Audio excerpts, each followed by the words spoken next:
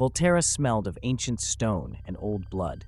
Bella Swan walked through the castle's shadows like a lamb lost among wolves. She had come to save Edward, to stop him, to prevent his death, and she had succeeded. But in return, something else was going to die. Her freedom, her choice, her time. "Forgive me," Edward whispered in the throne room, his fingers still trembling as they touched her face. "I won't leave you again." "It doesn't matter anymore," said Bella. But even as she spoke, she felt it wasn't true, because then Aro spoke. "What a beautiful love," he murmured, as if admiring a precious gem. "So rare, so intense, so fragile." Caius watched with cold eyes like a judge ready to pass sentence. Marcus didn't even seem interested, but Aro was fascinated. "It's a risk, Edward," he said softly, "having her alive, with what she knows, what she represents." Edward straightened. "We promised to turn her. Alice saw it." Aro narrowed his eyes. "What if I decided to speed up that process?" A sepulchral silence fell over the room. Alice stepped forward. "What are you saying?" Aro looked at her gently. "That if she's to be one of us, I see no reason to wait." "No," Edward leapt, placing himself between Bella and Aro. "Not here, not like this." Aro sighed, almost sadly. "This isn't a request," Caius smiled. "Either she's turned now, or she stays with us, forever." Bella trembled. "Edward?" He couldn't answer. He was torn between the instinct to protect her and the horror of destroying her humanity with his own hands. Alice held Bella firmly. "I can do it. Quick, painless, better than them." "What are you saying?" Bella gasped, barely understanding. "Now? Here?" Aro stepped forward. "Take it as punishment or blessing, my dear Bella. This was inevitable." Edward roared. "No!" And before he could strike, Jane stopped him. A cry of agony escaped Edward's throat as he dropped to his knees. "You tire me," Jane said without emotion, and Bella screamed, "Stop! Don't make him suffer!" Jane only smiled. Aro raised a hand. "So, do you accept?" Bella looked at Edward, who could barely lift his head, eyes pleading. She looked at Alice, tense, trembling. She looked at the throne, at eternity, and finally, she said yes. The bite was swift. Alice held her gently, like rocking her. Then her lips brushed her neck, and everything became fire. Bella fell. The heat consumed her. She didn't scream, not because she didn't want to, but because the pain was so absolute, air couldn't escape. Her humanity burned, piece by piece. And high above the hall, Aro watched, delighted, like a god admiring his creation. Edward couldn't touch her, not until it was over. 3 days, 100 hours of agony. Until at last, Bella opened her eyes, and the world was never the same. They didn't return to Forks. Not yet. The Volturi wouldn't allow it. Bella was new, unstable, a freshly forged jewel, and Aro wasn't about to let her go. "A few months," he said with a smile, "just until you're ready."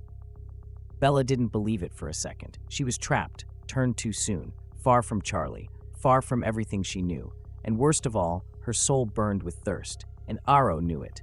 "You have a shield," he told her one night, caressing a crystal goblet that held no wine. But even shields can become weapons. Bella didn't respond, because inside her, something had awakened, something dangerous, something even Aro couldn't control. And when she finally closed her eyes that night, she was no longer the fragile girl from Forks. She was a vampire, a prisoner, a valuable piece in a game she hadn't chosen to play, but one she would learn to master. Weeks passed, weeks in which Bella learned to control her new body, her immense strength, her infinite thirst. The Volturi treated her with a mix of courtesy and watchfulness. She wasn't a guest, nor a prisoner in chains. She was a diamond in the rough. And Aro believed he could shape her to his will. "You have an impenetrable mind," he would say with fascination. "You are like a fortress, and I wish to live within those walls." Bella pretended to listen, but inside, she was preparing.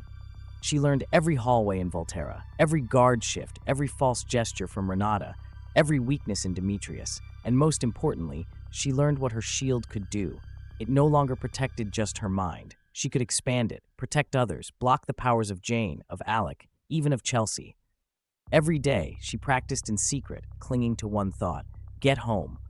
Edward was with her, but not like before. The weight of what he'd done crushed him. He had let her be turned in that place, in that moment, without a real choice.